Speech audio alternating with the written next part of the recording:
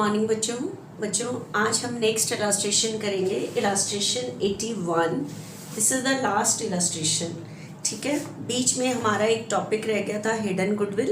Last topic हम उसकी illustrations last lecture में करेंगे, लेकिन जो मैं आपको टॉपिक करा रही थी new partners capital not given in question, तो वो सम हमारे 75 to 81 ये है। 81 के बाद का जो भी टॉपिक है वो हमारा डिलीट हो चुका है, that means adjustment of old partners capital.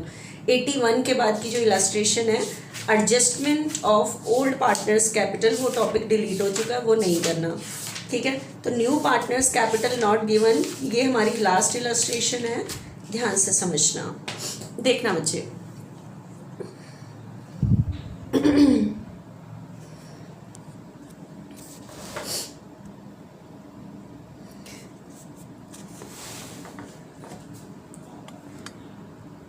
Given below is the balance sheet of mister Raymond. Balance sheet किसकी है? मिस्टर रेमंड की, मतलब अकेला ही जना है, सोल प्रोप्राइटरशिप है। Plant and machinery, building, furniture, fixtures, investment, stock, debtor, cash at bank, bank का balance, capital, bank overdraft, BP, creditors, कोई ऐसी चीज़ नहीं है जो समझना है। Raymond with a view to extend his business negotiated with Simon. Raymond अपने बिजनेस को बढ़ाना चाहता है, किसके साथ? नेगोशिएटेड विद साइमन, मतलब साइमन को पार्टनर बना रहा है। Who enter into partnership on 1 April 2018 to share profit and loss in the ratio of 2:1। New ratio given है। The arrangement made between them was as follows: furniture and fixtures are to be taken at 90% of their value। Furniture और fixtures को 90% पे लेना है। लेना है मतलब 10% से रिड्यूस करना है, अब 90% वैल्यू रह गई है। Building and plant and machinery are to be taken at appreciated value of 10%। Appreciated होता है बढ़ना। फर्नीचर और प्लांट एंड मशीनरी को 10% बढ़ा कर लेना है। ठीक है, बढ़ी हुई वैल्यू पे लेना है। 4000 of sundry debtor are bad. 4000 के डेटर बैड हो गए हैं। There was a doubtful amount 15, और डाउटफुल अमाउंट कितनी है? 15। डाउटफुल अमाउंट के लिए हम प्रोविज़न बनाते हैं, प्रोविज़न इतने का बनेगा। ए creditor for 3000 is not traceable. Not traceable मतलब नॉट विजिबल, मतलब नॉट एक्नॉलेज, जिनके बारे में हमें कुछ पता नहीं है। 3000 के क्रेडिटर हैं for a number of years and amount is to be written off. इस अमाउंट को ख़त्म करना है, मतलब इस क्रेडिटर को डिक्रीज करना है। ठीक है, इनकम हो गई। Stock is taken at 42। Stock को इतनी वैल्यू पे लेना है। इस लाइन को थोड़ा सा ध्यान से समझना, last line. Investment and bank overdraft not to be taken over by new partnership. Investment और बैंक ओवरड्राफ्ट को नई पार्टनरशिप में नहीं लेना। इस लाइन को मैं अभी सामने बोर्ड पे आते तब समझाती हूँ। An amount of 40,000 brought in by Simon as premium for goodwill. Goodwill के इतने लाया है। Simon to bring further cash to make his capital. उसे कैपिटल लेकर आनी है equal to that of Raymond. किसके इक्वल लानी है? रेमंड के इक्वल। और रेमंड की भी कौन सी capital? After making their in adjusted mention above. सारी एडजस्टमेंट करने के बाद जो रेमंड की कैपिटल आएगी उसके बराबर कैपिटल ही साइमन ने लानी है। तो कोई प्रपोर्शन नहीं, इक्वल लानी है। तो जितनी रेमंड की कैपिटल है सारी एडजस्टमेंट करने के बाद उतनी साइमन ने लानी है। Make necessary journal entry to record the above transaction and prepare the balance sheet of partnership firm. सिर्फ balance sheet, opening balance sheet, that means new balance sheet. Balance sheet बनाने को कहा गया है। ठीक है, तो बिना कैपिटल अकाउंट के बैलेंस शीट नहीं बन सकती। ठीक है, रिवैल्यूएशन अकाउंट चल जाएगा, रिवैल्यूएशन अकाउंट नहीं बनाओगे, लेकिन खाली बैलेंस शीट कह रहा है तो अंडरस्टूड है कैपिटल अकाउंट तो आपको बनाना ही पड़ेगा। किस लिए बनाना पड़ेगा? कि बिना कैपिटल अकाउंट के बैलेंस शीट नहीं बन सकती। ठीक है, तो अंडरस्टूड है, आपको कैपिटल अकाउंट तो बनाना ही पड़ेगा, क्योंकि कैपिटल के बैलेंस ही बैलेंस शीट में लिखे जाते हैं। ठीक है, तो स्टार्ट करते हैं। देखना, रिवैल्यूएशन अकाउंट नहीं बनाएंगे क्योंकि उसने बोला नहीं है, एंट्री करने को बोला है। ठीक है, तो हम लाइन से चलते हैं जैसे जैसे बनाने को कहा है। कैपिटल अकाउंट क्यों बनाना पड़ रहा है? क्योंकि कैपिटल के बैलेंस ही न्यू बैलेंस शीट में लिखे जाते हैं। तो अकाउंट तो मुझे बनाना है capital account, Raymond and Simon, sorry,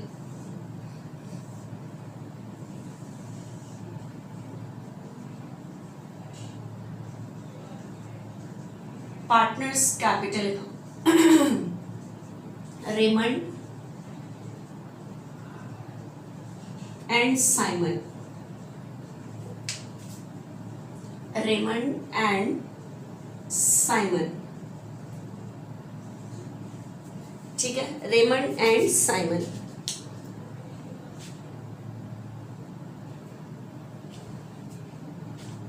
yes, start करो। सबसे पहले हम करते हैं रिवैल्यूएशन। रिवैल्यूएशन अकाउंट नहीं बना रहे, ठीक है। रिवैल्यूएशन अकाउंट की मैंने आपको बताया था 3 एंट्री होती हैं। स्टार्ट करो ए पॉइंट से। Furniture and fixtures are to be taken at 90% of their value. Furniture और फिक्सचर्स को 90% पे लेना है, तो अंदर चेक करो 50% है, सॉरी 50,000 है, और अब इसे 90% पे लेना है। 90% मतलब 45 लेनी है फर्नीचर की वैल्यू। तो बताओ 50 है, 45 लेनी है, तो 5 से रिड्यूस करना है। तो असेट की वैल्यू रिड्यूस होना मेरे लिए लॉस रिवैल्यूएशन के डेबिट में। तो फर्स्ट एंट्री बनेगी revaluation account debit to furniture and fixtures. कितने से? 5,000 से। एक लॉस की एंट्री, एक प्रॉफिट की, एक डिस्ट्रीब्यूशन की। लॉस रिवैल्यूएशन की मैंने 3 ही एंट्री बताई हुई है। Next, building and plant and machinery are to be taken at appreciated value. Building और प्लांट एंड मशीनरी को दोनों को 10% बढ़ा के लेना है। ठीक है, तो प्लांट एंड मशीनरी 1,05,000 है, 10% बढ़ाओ, 1,05,000 का 10% 10,500। तो बिल्डिंग की वैल्यू बढ़ना मेरे लिए प्रॉफिट रिवैल्यूएशन के क्रेडिट में आते हैं। तो आपको अपनी एंट्री में रिवैल्यूएशन को क्रेडिट रखना है। तो बिल्डिंग अकाउंट डेबिट 10,500। रिवैल्यूएशन अभी बाद में करेंगे। प्लांट एंड मशीनरी कितने की है बच्चे? ये प्लांट एंड मशीनरी है। Plant and machinery account debit. उसके बाद बिल्डिंग है 195,000 की, इसका 10% 19,500। ठीक है, तो इसको भी बढ़ा के लिखना है। तो बढ़ाना प्रॉफिट रिवैल्यूएशन के क्रेडिट में। तो 1,95,000 का 10% 19,500। ठीक है, रिवैल्यूएशन क्रेडिट। अभी सारा आ जाए प्रॉफिट तब रिवैल्यूएशन को क्रेडिट करूंगे। ठीक है, आगे पढ़ो। 4,000 of sundry debtor are bad. 4,000 के डेटर बैड हो गए हैं। ठीक है, डेटर बैड होना मेरे लिए लॉस रिवैल्यूएशन के डेबिट में। तो आपको अपनी एंट्री में रिवैल्यूएशन को डेबिट रखना है। तो revaluation account debit to debtors. 4,000 के डेटर बैड हो गए हैं। उसके बाद उसने एक लाइन बोली है डाउटफुल अमाउंट 15 है। तो जो डाउटफुल अमाउंट होती है, जिन डेटर के बैड होने के चांसेस होते हैं, उनके लिए हम प्रोविजन बनाते हैं। प्रोविजन बनाना भी मेरे लिए लॉस रिवैल्यूएशन के डेबिट में। तो revaluation account debit to provision for doubtful debts 1500 का प्रोविजन बना दिया। नेक्स्ट, एक creditor for 3,000 is not traceable. Not traceable मतलब not visible, that means not acknowledge. 3,000 के जो क्रेडिटर है उनके बारे में मुझे कुछ पता ही नहीं है। फॉर नंबर ऑफ ईयर्स, इतने सालों से कुछ नहीं पता इनका। The amount is to be written off. इसको आपको खत्म करना है, इस अमाउंट को राइट ऑफ करना है। तो आपको अपने क्रेडिटर को खत्म करना है, मतलब आपकी लायबिलिटी डिक्रीज हो रही है। लायबिलिटी डिक्रीज होना मेरे लिए प्रॉफिट रिवैल्यूएशन क्रेडिट होगा। तो आपको अपनी एंट्री में रिवैल्यूएशन को क्रेडिट रखना है। तो असेट और लायबिलिटी का नाम दूसरी तरफ आ जाएगा। कितने के क्रेडिटर थे? 3,000 के। ठीक है, उसके बाद कह रहे हैं stock is taken at 42, stock 42 पे लेना है। अंदर चेक करो स्टॉक कितने का है 45, अब 42 लेना है। ठीक है, तो आपको 3 से स्टॉक रिड्यूस करना है। स्टॉक की वैल्यू रिड्यूस होना लॉस, लॉस से रिवैल्यूएशन डेबिट होता है, तो आपको अपनी एंट्री में रिवैल्यूएशन को डेबिट रखना है। तो revaluation account debit to stock 3, ये हो गया। ठीक है, मेरे ख्याल से पूरा रिवैल्यूएशन हो चुका है। ठीक है, लॉस हुआ 13,500 और ये प्रॉफिट की एंट्री, ये प्रॉफिट की एंट्री हो गई। ठीक है, ये हो गई 33,000। नरेशन लिख देना, इसमें असेट डिक्रीज हो रही है और प्रोविजन बना है, तो loss due to decrease in the value of asset and making the provision for doubtful debt. और यहाँ क्या हुई है, असेट इंक्रीज हुई है और लायबिलिटी डिक्रीज हुई है। तो profit due to increase in the value of asset and decrease in the value of liability, किस किस वजह से प्रॉफिट हुआ है वो नरेशन में लिखना है। ठीक है, तो ये रिवैल्यूएशन हो गया। तो मुझे बताओ प्रॉफिट ज्यादा था, लॉस कम था 13,500।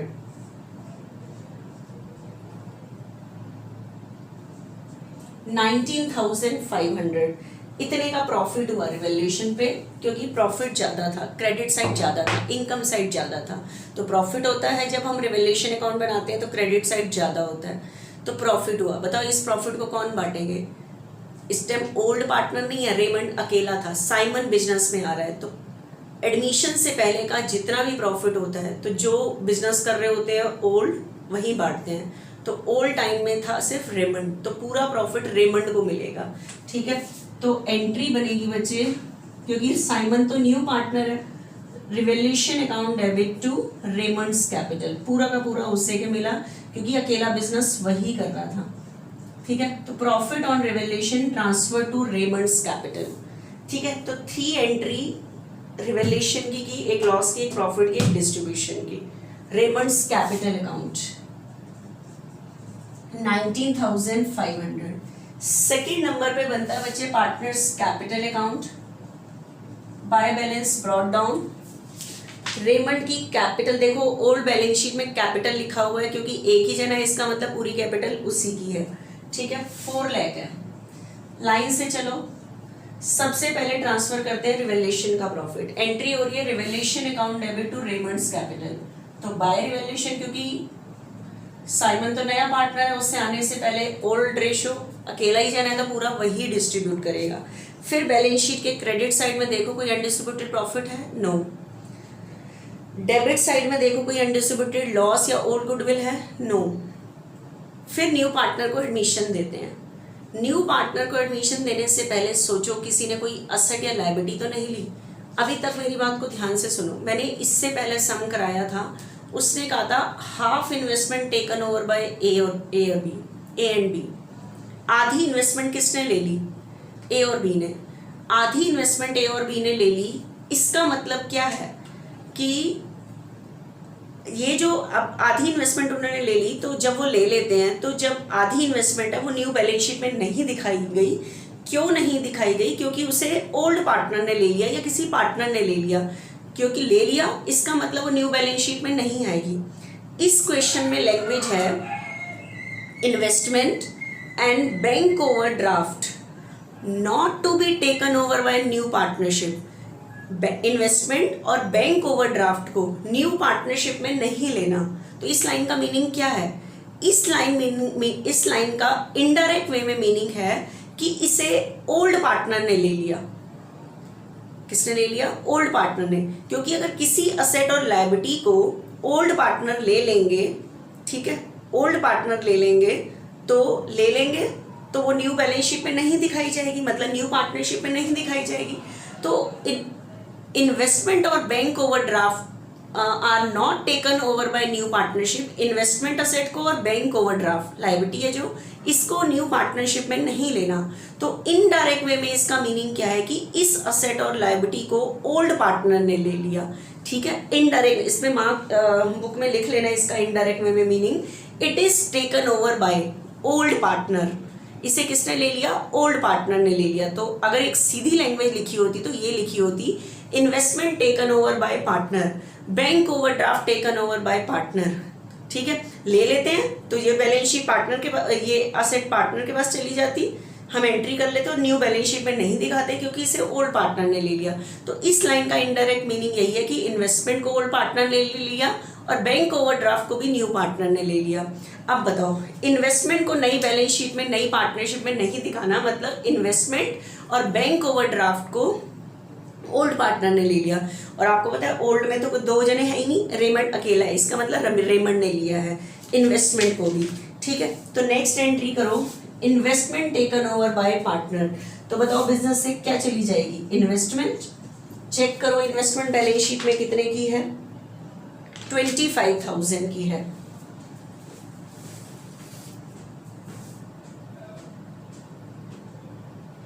इन्वेस्टमेंट कितनी है बैलेंस शीट में, इन्वेस्टमेंट है हमारे पास यहाँ पे बैलेंस शीट में 25,000 की।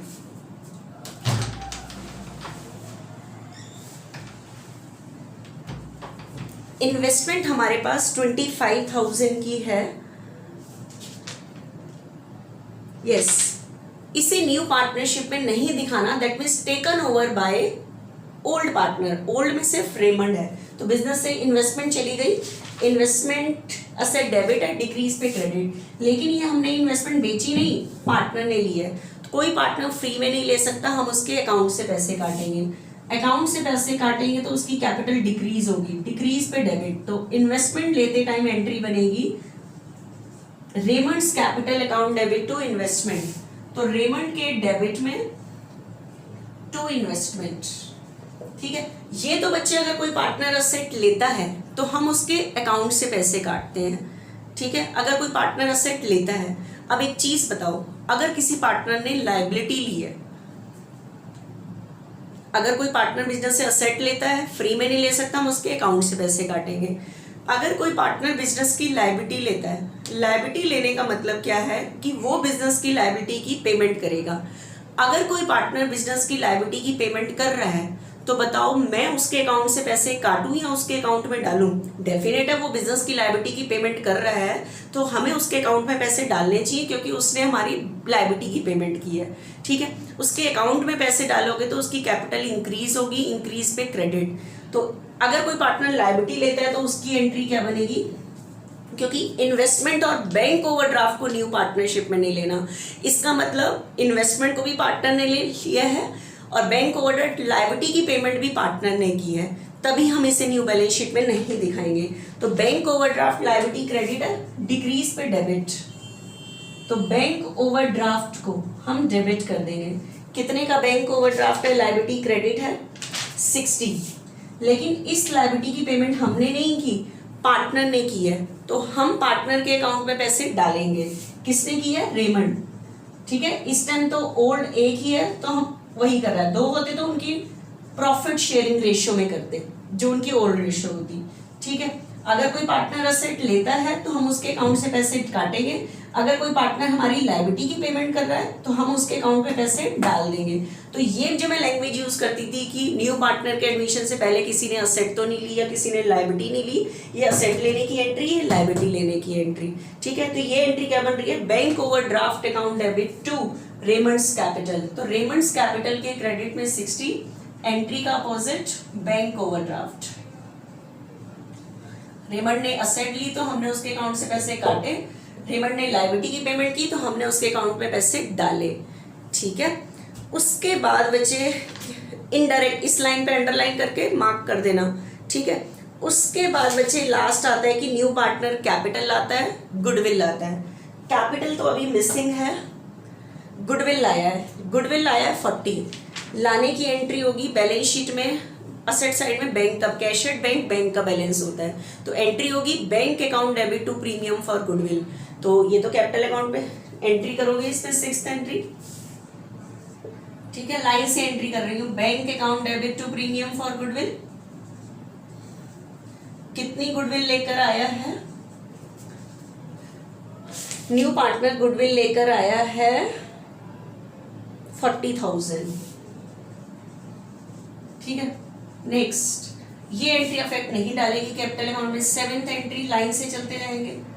Premium for goodwill account debit किसको मिलती है? Old partner. ओल्ड में सिर्फ एक ही था, रेमंड्स, तो पूरी गुडविल की अमाउंट रेमंड को मिलेगी 40, कि साइमन ही तो था, तो रेमंड्स कैपिटल के क्रेडिट में 40 by premium for goodwill. Last entry होती है विड्रॉ की। विड्रॉ के लिए किसी ने कुछ नहीं कहा, लेकिन आपको पता है साइमन ने कैपिटल कितनी लानी है, ये क्वेश्चन में लैंग्वेज लिखी हुई है, तो उसके अकॉर्डिंग ध्यान से समझो क्या लिखी हुई है। ठीक है, क्लोज करेंगे। ठीक है, क्लोज करो इसे।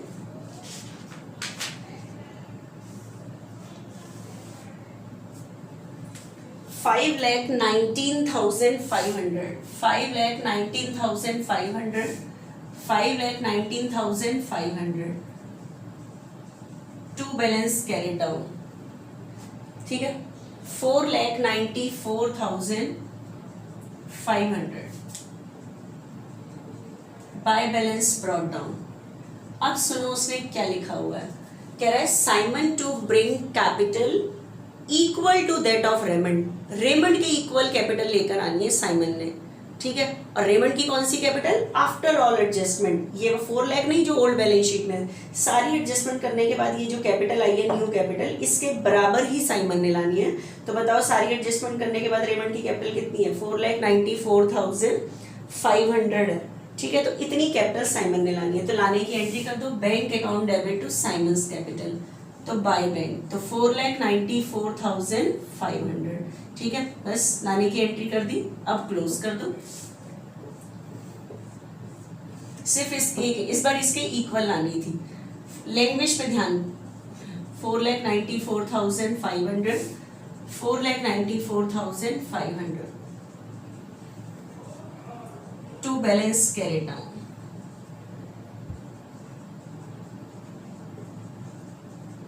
ठीक है, ये हो गया। लाने की लास्ट एंट्री कर देना, bank account debit to Simon capital, Simon's capital 4,94,500। ठीक है, नरेशन लिख देना। देखो मैंने लाइन से एंट्री की, पहले 3 एंट्री रिवैल्यूएशन की, फिर कैपिटल अकाउंट में जैसे जैसे मैंने चीजें डालना बताया वो बैलेंस शीट में तो बैलेंस आते हैं, बैलेंस शीट की कोई एंट्री नहीं होती, लेकिन लास्ट में आपको क्या बनानी है? बैलेंस शीट बनानी है, ओल्ड बैलेंस शीट को देखते हुए।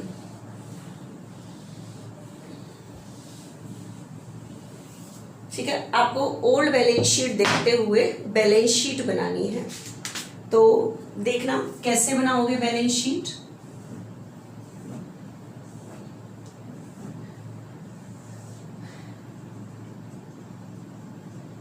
Balance sheet as at 1st April 2018। Yes, old balance sheet देखते हुए चेंज करते जाना। प्लांट एंड मशीनरी, बताओ प्लांट एंड मशीनरी 1,05,000 है। ठीक है, इसको आपने 10% बढ़ा के लिखा था, 10,500 बढ़ा के। ठीक है, तो 1,15,500। ठीक है, 1,15,500। उसके बाद नेक्स्ट चीज दी हुई है बिल्डिंग। बिल्डिंग हमारे पास 1,95,000, इसको भी 10% बढ़ा के लिखा था, 2,14,500। 2,14,000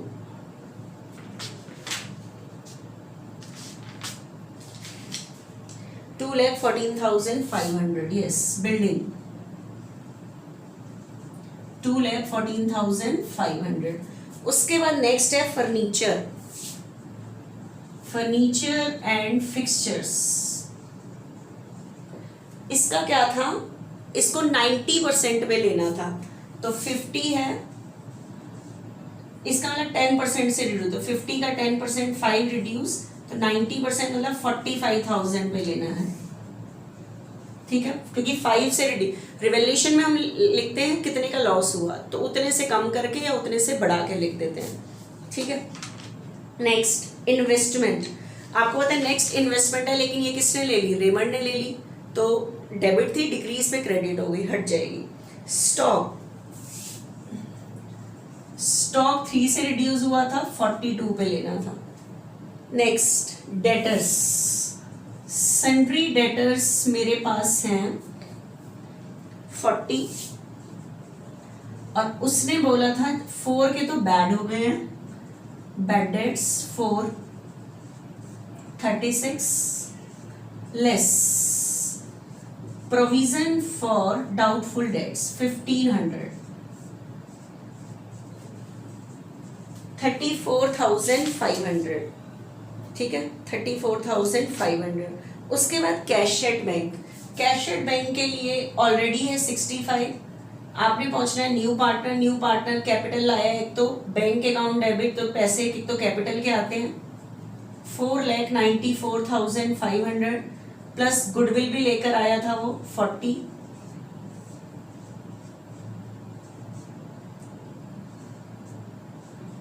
$5,99,500, ठीक है। ये बैंक का बैलेंस आ गया, कैश एट बैंक 5,99,500 ये आ गया। उसके बाद कैपिटल बाद में, ओल्ड बैलेंस शीट में है बैंक ओवरड्राफ्ट, ठीक है। ओल्ड बैलेंस शीट में क्या है, बैंक ओवरड्राफ्ट है। बैंक ओवरड्राफ्ट लायबिलिटी को भी किसने ले लिया था, रेमंड ने। बैंक ओवरड्राफ्ट क्रेडिट था, मैंने एंट्री में डिक्रीज पे डेबिट किया, लायबिलिटी खत्म हो गई बिजनेस की, क्योंकि ये किसने पे कर दी, ओल्ड पार्टनर ने, क्योंकि उसने कहा था नई पार्टनरशिप में नहीं लेना, और आपको पता है नई पार्टनरशिप में नहीं लेने का मतलब इसे ओल्ड पार्टनर ने ले लिया, तो उसकी एंट्री डालनी है हमने, ठीक है। उसके बाद बैंक ओवरड्राफ्ट हट गया, बीपी लायबिलिटी में कोई चेंज नहीं है, बीपी मेरे पास लायबिलिटी है 15,000। उसके बाद क्रेडिटर्स 3,000 के क्रेडिटर्स नॉट ट्रेसेबल हैं, मतलब जिनके बारे में पता ही नहीं है, कम कर दो 47। लास्ट में कैपिटल के बैलेंस लिखने से पहले रिवैल्यूएशन चेक करो, फर्नीचर लिख दिया, बिल्डिंग का कर लिया, फर्नीचर का, debtor, doubtful, creditor, stock, investment bank को सारा हो गया। लास्ट में कैपिटल के बैलेंस रेमंड और साइमन दोनों की कैपिटल सेम है, 4,94,500, 4,94,500। आपकी बैलेंस शीट के दोनों साइड का टोटल मैच कर जाएगा, ये सिलेबस में नहीं है। This is the last illustration. 81 के बाद जो टॉपिक है adjustment of old partners capital, ये डिलीट हो चुका है, ठीक है।